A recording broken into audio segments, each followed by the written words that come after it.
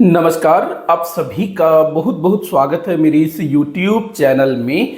आज इस वीडियो के माध्यम से हम लोग समझने की कोशिश करेंगे कि छत्रपति शिवाजी महाराज के बाद उनके साम्राज्य का क्या हुआ, उनके उत्तराधिकारियों का क्या हुआ और पेशवा कौन थे। क्योंकि बहुत सारे बच्चों को इसमें बड़ा कन्फ्यूज़न होता है कि आगे चल करके जो संभाजी महाराज थे, राजा राम महाराज थे, फिर साहू जी आ गए, उनके बाद फिर उनके उत्तराधिकारी कौन हुए और किस तरह से उन्होंने शासन किया और पेशवा किस तरह से ऊपर उठे। ये सारा चीज़ हम लोग इस वीडियो में डिस्कस करेंगे, जिसे हम मराठा वंशावली के रूप में जानने की कोशिश करेंगे या फिर छत्रपति शिवाजी महाराज के वंशावली के रूप में जानने की कोशिश करेंगे। तो हम लोग का टॉपिक का क्या नाम होगा? मराठा वंशावली, मराठों की वंशावली। ठीक, कि कौन किसका पुत्र था ये समझने में बड़ा मुश्किल होता है ना। ठीक है, तो इसमें हम लोग जानने की कोशिश करेंगे कि शिवाजी महाराज के कितने बेटे थे, फिर उनके बेटों के कौन कौन बेटे हुए और कौन किसका बेटा था। ये सारा चीज़ हम लोग जो इसमें बड़ी आसानी से समझने की कोशिश करेंगे और साथ में काफ़ी सारी चीज़ें भी हम जानेंगे। मराठा वंशावली, अब देखिएगा, अगर हम बात करें अगर मराठों की, हालांकि मराठों का इतिहास काफ़ी पहले से है, हालांकि पुराना इतिहास के विषय में उनके बारे में जानकारी ज़्यादा मिलती नहीं है। तो हम लोग यहाँ पर शुरू करेंगे शाहजी भोसले से। शाहजी भोसले, या मैं इसको जो है ब्लैक से लिख लेता हूँ। ठीक, शाहजी भोसले।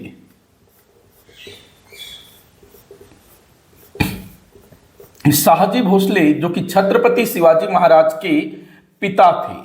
ठीक है, शाहजी भोसले छत्रपति शिवाजी महाराज के पिता थे और इन्होंने अपनी योग्यता के बल पर दक्षिण के या हम कहें दक्कन के सल्तनतों में अपनी सेवाएं प्रदान की और अपनी योग्यता के बल पर वहां वो उच्च पदों पर पहुंचे, जैसे कि अहमदनगर, उसके बाद बीजापुर, यहां पर इन्होंने जो है अपनी सेवाएं दी और काफी मतलब ठीक ठाक पदों में पदासीन हुए थे शाहजी भोसले।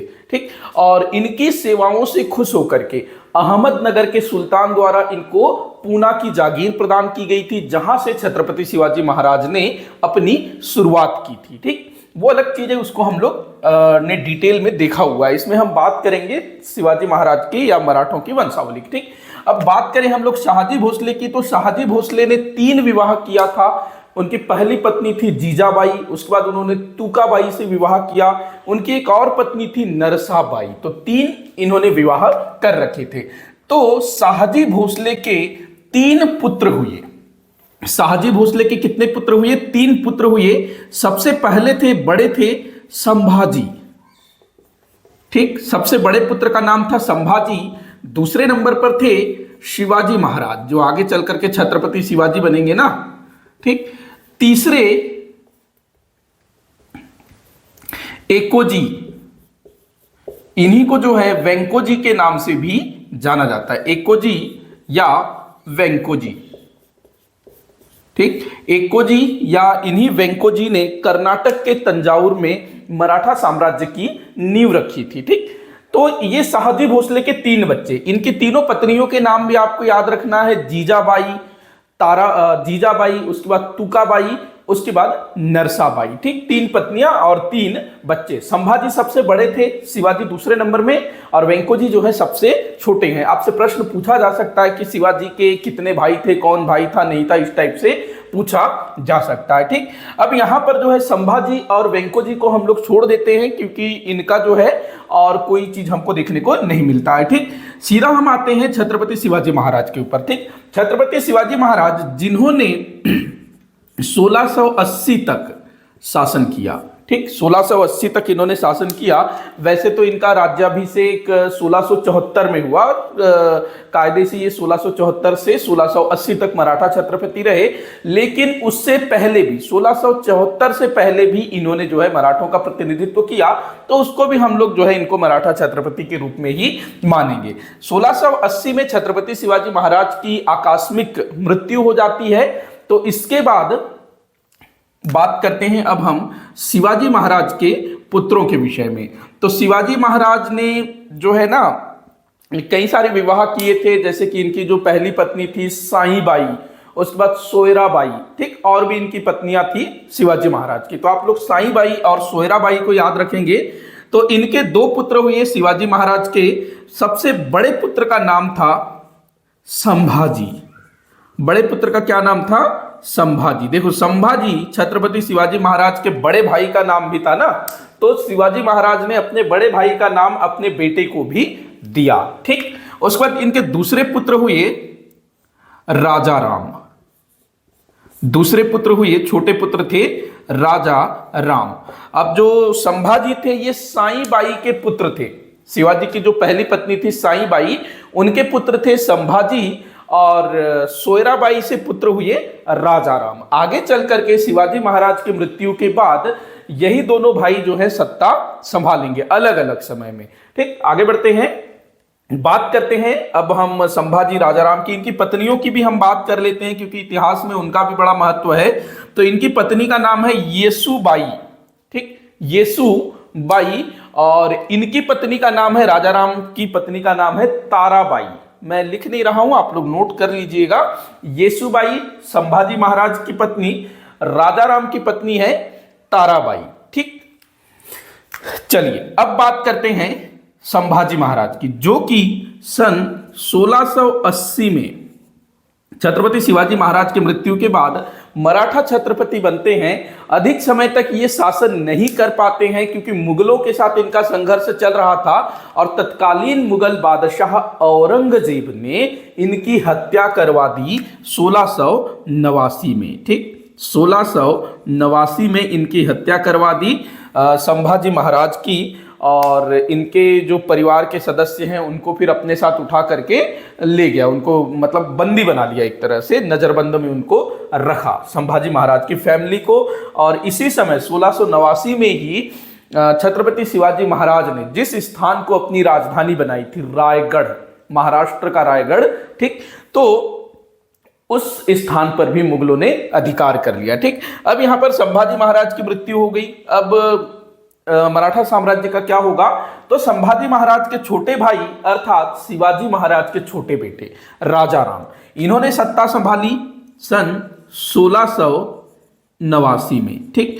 और ये शासन करेंगे सन 1700 तक। इनके समय में भी मुगलों के साथ संघर्ष चला और राजा राम को लगभग 9 वर्ष तक जिंजी के किले में, जिंजी का किला जो कि कर्नाटक में है दक्षिण में, वहां पर शरण लेना पड़ा था 9 वर्ष तक। और बाद में फिर जब मुगलों ने जिंजी के किले पर अधिकार कर लिया तब राजा राम जो है सतारा आ जाते हैं, महाराष्ट्र में है सतारा, ठीक। तो वहां पर अपनी राजधानी बनाते हैं और इसके बाद मराठा जो छत्रपति है ना वो सतारा में रह करके ही शासन करेंगे, ठीक। तो अब जो है मराठा साम्राज्य का जो केंद्र होगा वो सातारा होगा आने वाले कुछ वर्षों के लिए, ठीक, लेकिन काफी कम समय के लिए, ठीक। तो ये सातारा आ गए, इन्होंने रायगढ़ में शासन किया था, इन्होंने जो है सातारा को राजधानी बनाई, ठीक। अब यहां पर सब कुछ ठीक ठाक चल रहा होता है, लेकिन सन 1700 में राजा राम की भी मृत्यु हो जाती है, ठीक। आगे बढ़ूं उससे पहले मैं इनके बच्चों का जिक्र कर लेता हूं। संभाजी महाराज के बेटे हुए साहू जी। कई स्थानों पर वो शक्कर का स भी लगता है, मैं वो भी लिख देता हूं, ठीक।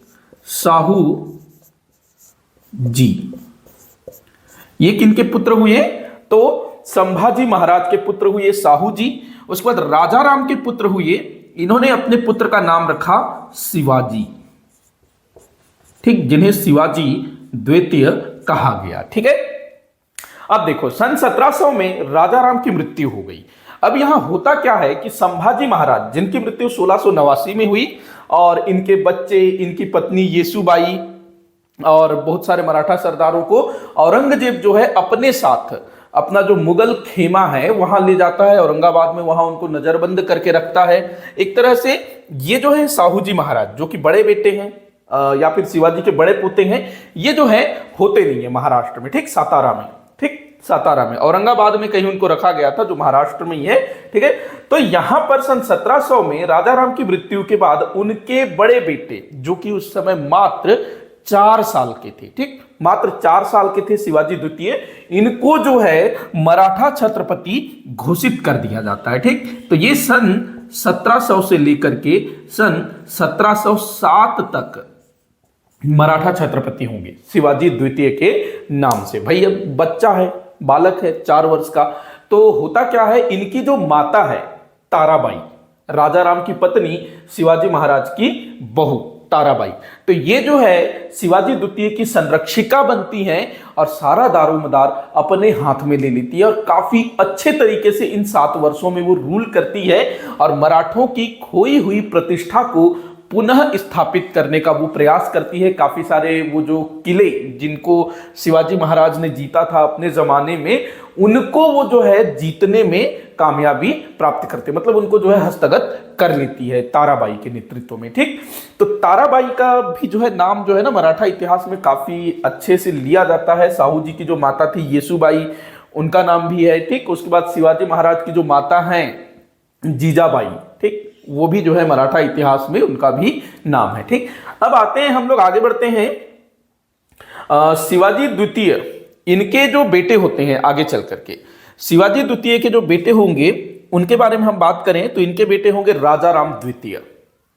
ठीक है, यहां पर मैं बना लेता हूं, ऐसे कुछ खींच लेता हूं। ठीक, राजा राम द्वितीय। ठीक, राजा राम द्वितीय, या इन्हीं को बोला गया राम राजा। ठीक, इन्हीं को क्या बोला गया, राम राजा।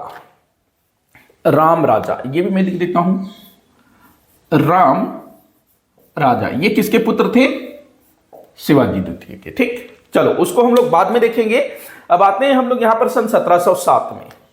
सन 1707 में होता क्या है, सन 1707 में मुगल बादशाह औरंगजेब की मृत्यु हो जाती है। ठीक, अब औरंगजेब की जैसे ही मृत्यु हो जाती है तो फिर नए बादशाह बनते हैं, और जैसे कि अभी भी नियम है, जब कुछ अच्छी चीजें होती है तो कैदियों को मुक्त किया जाता है। ठीक, तो जो नया बादशाह होता है तो वो जो है कुछ कैदियों को मुक्त करता है, हालांकि उसमें काफी सारे अलग अलग लोगों का हाथ था।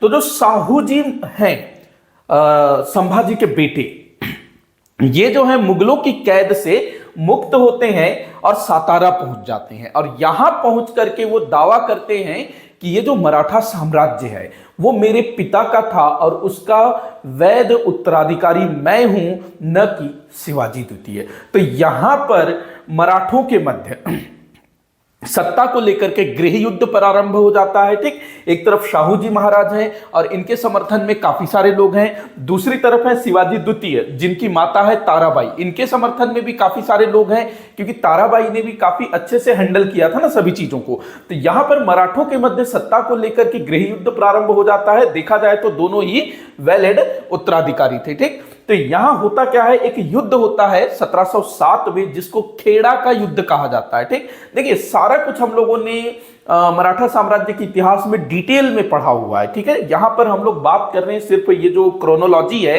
जो मराठा वंशावली है, उसकी हम लोग बात कर रहे हैं, तो बाकी चीजों को मैं डिटेल में नहीं जाऊंगा। ठीक, तो 1707 में गृह युद्ध होगा, खेड़ा का युद्ध होगा, ठीक, जिसे पाल खेड़ा का युद्ध भी कहा जाता है।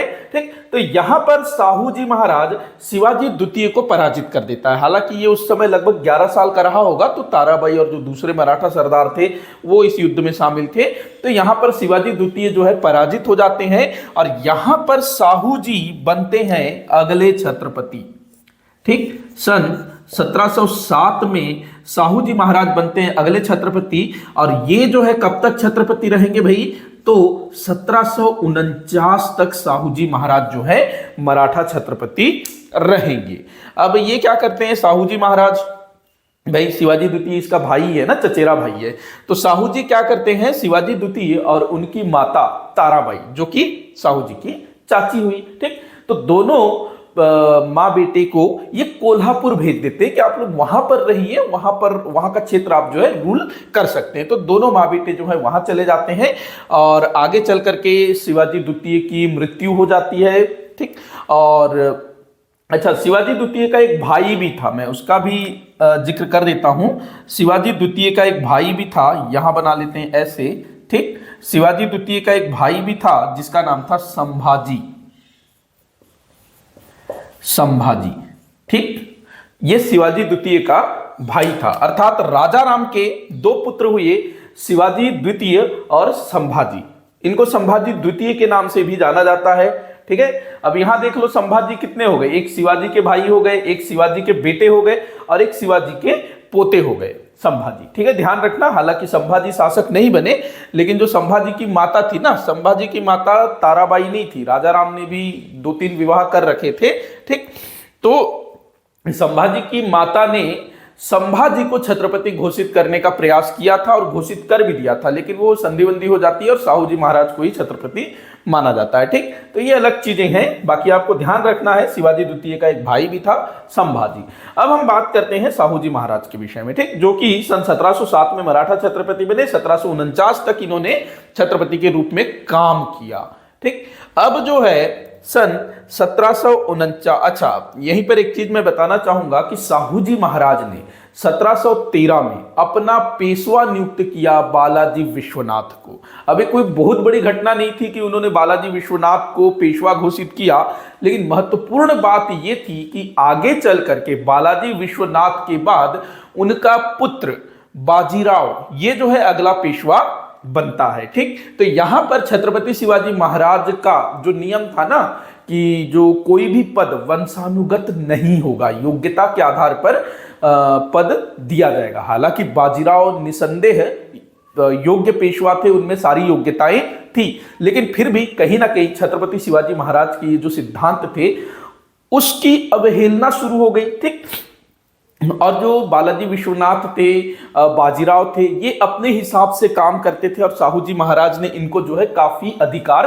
दे रखा था। और धीरे धीरे बालाजी विश्वनाथ के समय से ही जो छत्रपति थे, क्योंकि जो मराठा शासक थे ना वो छत्रपति कहलाते थे। ठीक, तो जो छत्रपति थे उनका जो अधिकार है धीरे धीरे सिमटना शुरू हुआ। हालांकि बालाजी विश्वनाथ या साहू जी के समय में थोड़ा ये कम था, लेकिन एक शुरुआत हो चुकी थी। ठीक है, आगे चल करके ये बहुत बड़ा रूप ले लेगी। ठीक, बताऊंगा मैं। तो सन 1749 में साहू जी महाराज की मृत्यु हो जाती है। अब ध्यान रखना, साहू जी महाराज निसंतान थे, इनके कोई बच्चे नहीं थे। तो ऐसी स्थिति में जब ये बीमार पड़ जाते हैं और जो पेशवा वगैरह भी है ना, उनको भी चिंता होती है कि भाई साहू जी महाराज बूढ़े हो गए हैं, कभी भी उनकी डेथ हो सकती है। ठीक, और इनको खुद को भी चिंता थी कि भाई मेरे बाद क्या होगा मराठा साम्राज्य का। तो ये पहुंच जाते हैं कहां, कोल्हापुर। मैंने अभी बताया कि जो ताराबाई है और उनके बेटे शिवाजी द्वितीय, इनको कोल्हापुर भेज दिया गया था। अब शिवाजी द्वितीय की तो मृत्यु हो जाती है। ठीक, लेकिन शिवाजी द्वितीय का एक बेटा था जिसका नाम था राजा राम या फिर राम राजा। ठीक, जो कौन था, तो राजा राम का पोता, या राजा राम का पोता बोल सकते हैं, या शिवाजी द्वितीय का बेटा। तो ऐसे में साहू जी महाराज जो है राजा राम को गोद ले लेते हैं और उसको अपना उत्तराधिकारी घोषित कर लेते हैं। ठीक, तो अगला छत्रपति कौन होगा, 1749 में अगला छत्रपति बनेगा राजा राम द्वितीय। ठीक, ये रहेगा सन 1777 तक। 1749 से 1777 तक राजा राम जो है अगला छत्रपति होगा। ठीक है, ध्यान रखेंगे। अब देखिएगा, अब इसी समय कुछ महत्वपूर्ण घटना घटित हुई, उसको हम लोग देख लेते हैं। इसी के समय में, राजा राम द्वितीय के समय में, सन 1750 में एक संधि होती है, संगोला की संधि। यह संधि किनके बीच हुआ था, पेशवा और छत्रपति के मध्य यह संधि हुआ था। इस समय पेशवा कौन थे, तो बालाजी बाजीराव। ठीक, बालाजी बाजीराव। ठीक, जो बाजीराव प्रथम के बेटे थे, बालाजी बाजीराव। इस समय वो मराठा पेशवा थे 1750 की स्थिति में। दरअसल होता क्या है कि बालाजी विश्वनाथ 1713 से 1720 तक पेशवा रहे, फिर 1720 से 1740 तक बाजीराव प्रथम पेशवा रहे। उनकी मृत्यु के बाद उनके बड़े बेटे बालाजी बाजीराव ये जो है अगले पेशवा बनते हैं, जो कि 1740 से 1761 तक मराठा पेशवा होंगे।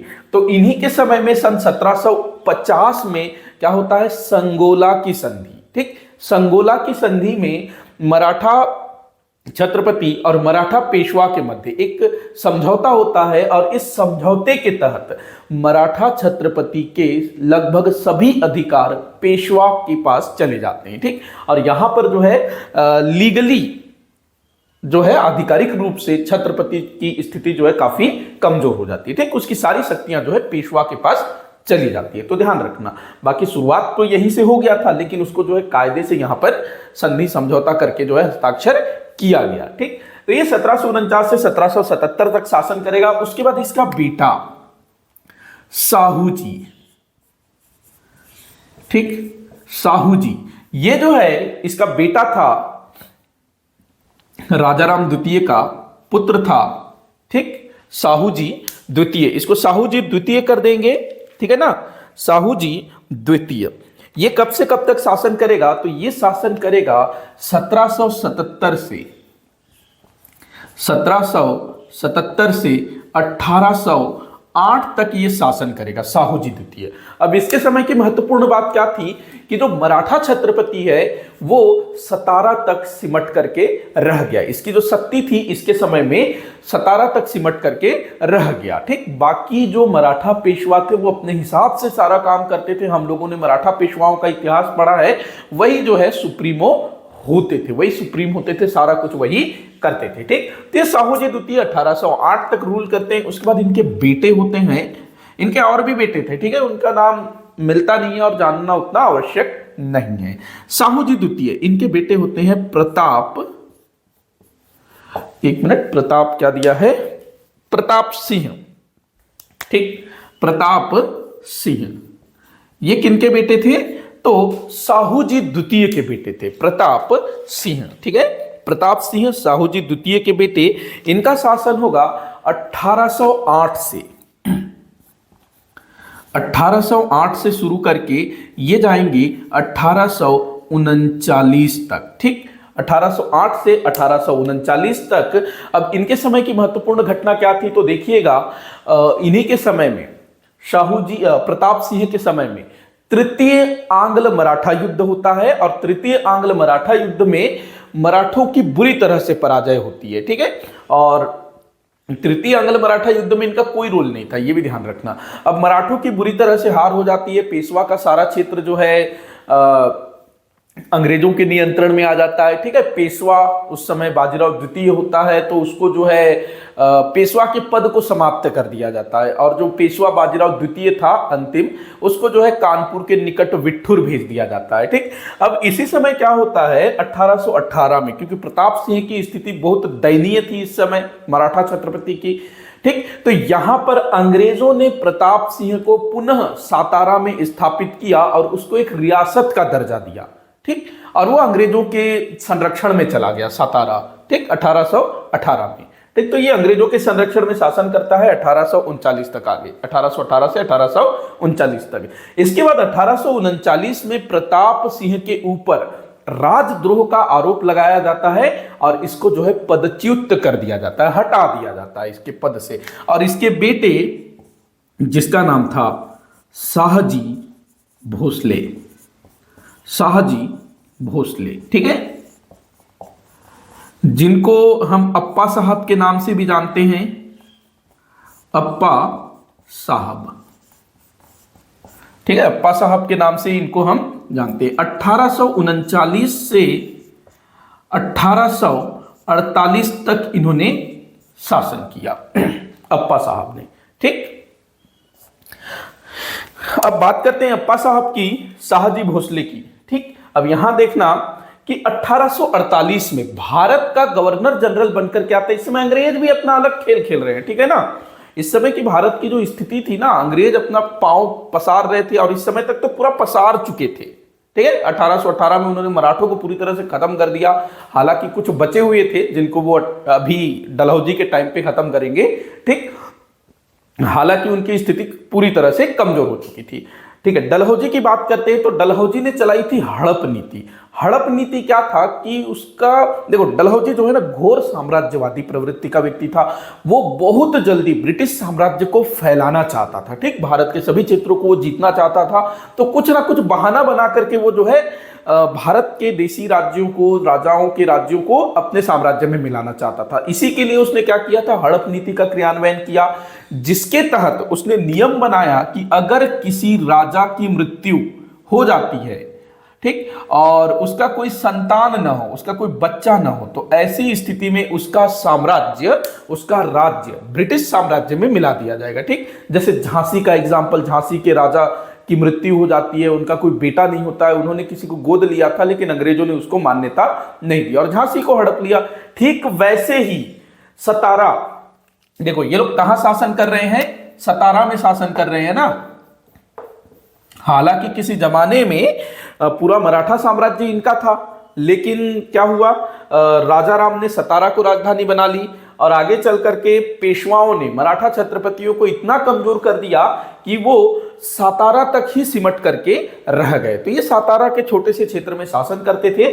तो 1848 में सातारा के शासक अप्पा साहब अर्थात शाहजी भोसले की मृत्यु हो जाती है और मृत्यु के समय वे निसंतान थे, उनका कोई उत्तराधिकारी नहीं था। तो ऐसी स्थिति में डलहौजी ने बोला कि भैया तुम्हारा कोई उत्तराधिकारी नहीं है तो तुम्हारा राज्य हमारा हुआ, और इस तरह से 1848 में सातारा को जो है ब्रिटिश साम्राज्य का अंग बना लिया जाता है, ब्रिटिश साम्राज्य में मिला लिया जाता है। और यहां पर जो मराठा छत्रपतियों का जो वंश है खत्म हो जाता है। हालांकि कोई ना कोई बचा रहा होगा इधर उधर से, ठीक है ना, इनके जैसे भाई रहे होंगे, इधर प्रताप सिंह का कोई भाई रहा होगा, इधर जैसे संभाजी का कोई बेटा रहा होगा, तो उधर से रहे होंगे, लेकिन जो शासन या क्या बोलना चाहिए, उनका कोई अधिकार नहीं रहा। ठीक, तो यहां पर जो है ये खत्म हो जाता है। अब यहां ध्यान रखना भाई, शाहजी भोसले से शुरू हुआ, ठीक, शाहजी भोसले से शुरू हुआ और शाहजी भोसले पर खत्म हो गया। ठीक है, तो इस तरह से छत्रपति शिवाजी महाराज के बाद उनके उत्तराधिकारियों ने कुछ समय तक ठीक ठाक शासन करने का प्रयास किया, लेकिन कालांतर में पेशवाओं ने अपनी शक्ति को निरंतर बढ़ाना शुरू किया और मराठा छत्रपतियों को निरंतर वे कमजोर करते चले गए। और एक समय ऐसा आया कि मराठा छत्रपति सातारा तक सिमट करके रह गए और जो सर्वे सर्वा है वो पेशवा बन गया। तो मुझे पूरी उम्मीद है कि आपको ये जो क्रोनोलॉजी है, ये जो वंशावली है, ये आप लोगों को अच्छे से समझ में आ गया होगा। इसको क्रोनोलॉजी न बोल करके इसको क्या कहेंगे, फैमिली ट्री कह सकते हैं, मराठा फैमिली ट्री, ठीक, या मराठा वंशावली। तो ये चीज आपको समझ में आ गया होगा। एक बार थोड़ा सा मैं जो है रिवाइज करवा देता हूं। शाहजी भोसले, इनकी 3 पत्नियों का नाम मैंने बताया था, जीजाबाई, तुकाबाई, नरसाबाई। इनके 3 बेटे हुए, सबसे बड़े संभाजी, फिर शिवाजी, फिर एकोजी या वेंकोजी। शिवाजी महाराज जिन्होंने मराठा साम्राज्य की नींव रखी, 1680 में इनकी मृत्यु होती है। इनके 2 बेटे थे, संभाजी महाराज और राजा राम। संभाजी महाराज 1680 से 1689 तक शासन करते हैं। ठीक, 89 में इनकी मृत्यु हो जाती है। उसके बाद राजा राम ये छत्रपति बनते हैं, जो कि 1689 से सन 1700 तक शासन करेंगे। 1700 में इनकी मृत्यु हो जाती है। इनके 2 बेटे थे, शिवाजी द्वितीय और संभाजी। ठीक, तो राजा राम की मृत्यु के बाद शिवाजी द्वितीय ये शासक बनते हैं, छत्रपति बनते हैं। सन 1700 से 1707 तक ये रूल करेंगे। उसके बाद सन 1707 में संभाजी महाराज के बेटे साहू जी ये मराठा छत्रपति बनेंगे। 1707 से 1749 तक शासन करेंगे और 1749 में इनकी मृत्यु हो जाएगी। चूंकि ये निसंतान थे, इसी कारण शिवाजी द्वितीय के पुत्र राजा राम को इन्होंने गोद ले रखा था। तो इनके बाद राजा राम जो है ये मराठा छत्रपति बनेंगे 1749 से 1777। इसके बाद फिर इनके जो बेटे हैं साहू जी द्वितीय ये शासक बनेंगे छत्रपति 1777 से 1808। फिर प्रताप सिंह 1808 से 1839 और आखिरी में शाहजी भोसले 1839 से 1848 तक। तो मुझे पूरी उम्मीद है कि आप लोगों को ये चीज जो है अच्छे से समझ में आ गया होगा। फिर भी कहीं पर कोई डाउट होता है तो मुझे जरूर बताइएगा ताकि मैं उसको सॉल्व कर सकूं। मराठा साम्राज्य के ऊपर हम लोगों मैंने डिटेल में वीडियो बनाया हुआ है, आप लोग उसको देखिएगा। सारा चीज को मैंने अच्छे से एक्सप्लेन कर रखा है, जिसमें मैंने मराठा छत्रपतियों को जो शिवाजी महाराज थे, संभाजी महाराज, राजा राम, आगे चल करके साहू, फिर पेशवा, इन सबको जो है डिटेल में बताया हुआ है। आप लोग उसको जरूर से देखिएगा। वीडियो को जितना हो सके उतना आप शेयर करिएगा, लाइक जरूर करिएगा, चैनल को सब्सक्राइब करिएगा। वीडियो को आखिर तक देखने के लिए आपका बहुत बहुत धन्यवाद।